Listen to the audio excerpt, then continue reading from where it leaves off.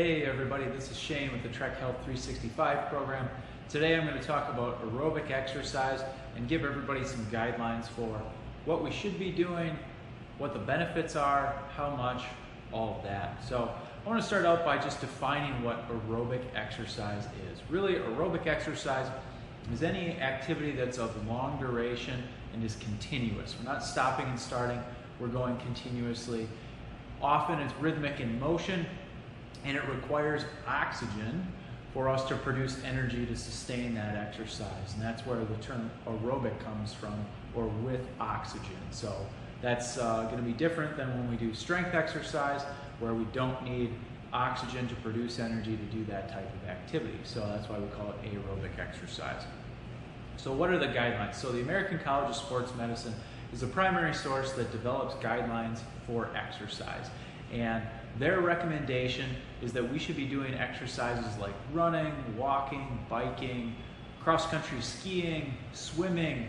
Those are all good examples of aerobic exercise. If I'm here in the gym, using the rower, riding the bike, walking on the treadmill, using the ski erg, those would all be good options as well.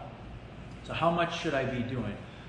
The initial goal is to aim for at least 150 minutes per week, but up to as much as 300 minutes per week. And that's if we're exercising at a moderate exercise intensity. If we're going at a vigorous exercise intensity, anywhere between 75 and 150 minutes a week is recommended. And we should take that time and spread it throughout the week. So it's not all in one bout. It could be over 5 days or over all 7 days of the week, however you want to split it up.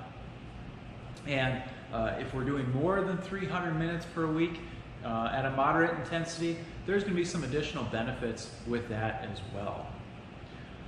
So how do we tell the difference between exercise intensity? How do we know if we're exercising hard enough or too hard or not hard enough? So there's a variety of ways we can do that. One of those ways is by measuring our heart rate. And we'll get more into heart rate and what all that means in a later video.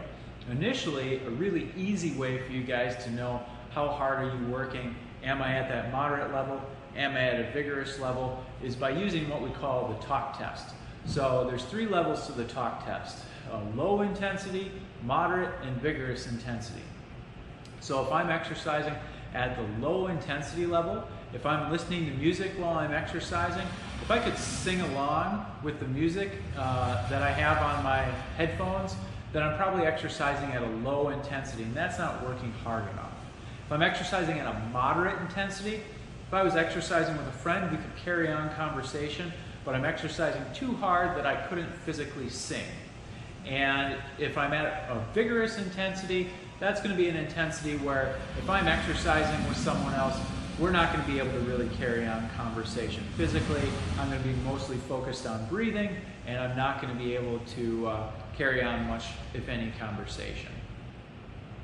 So what are the big benefits of doing cardiovascular or aerobic exercise? Well, number one, it reduces blood pressure. So for anybody that's got high blood pressure, this is going to be a great benefit.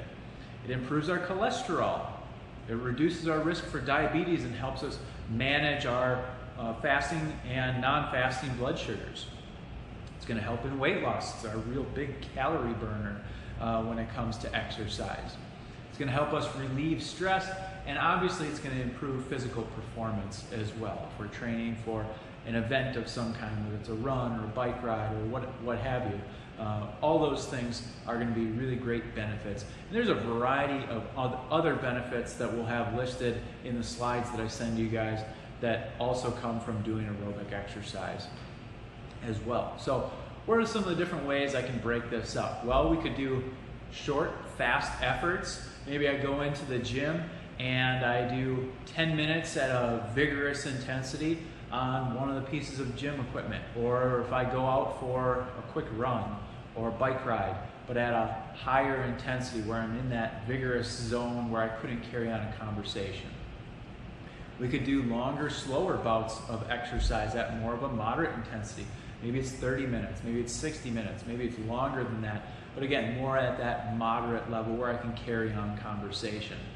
Or we could do some intervals where it's kind of a combination of both, I'm exercising at a moderate level, and then every so often I add in a hard sprint where I push into the vigorous level and then back off, and repeat that pattern to increase the overall exercise intensity of the session. And by varying that exercise intensity, we're going to get a different physical outcome. Doing some of each of these types of exercise is going to give us a lot of benefit, but we always want to keep in mind what our long-term goal is, and we want our exercise to be reflective of that. And that's something that we'll work through more as the program goes on with each of you, so that you know how much, how often, which modes of aerobic exercise should you really be doing to meet your goals best.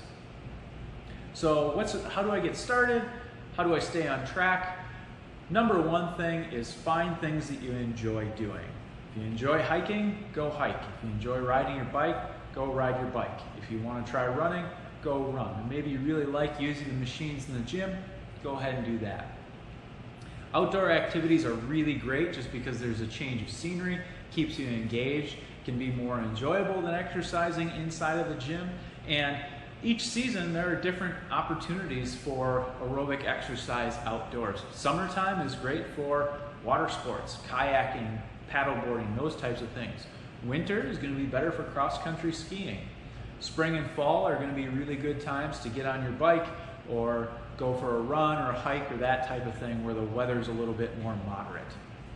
And the cardio machines in the gym, of course, are great if you're combining them with one of your strength workouts, or if you're in a time crunch at work and you just need to go get 10 or 15 minutes in, head on down to the gym and hop on one of the pieces of equipment there if you're crunched for time.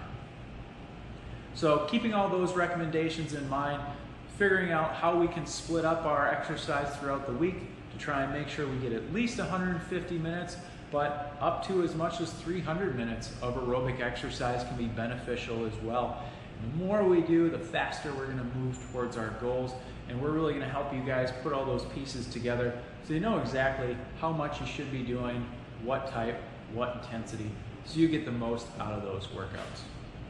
So I hope you guys found this useful. There's going to be lots more information and lots more specific recommendations coming down the road. That's all I've got today. We'll talk to you guys soon. Have a great day.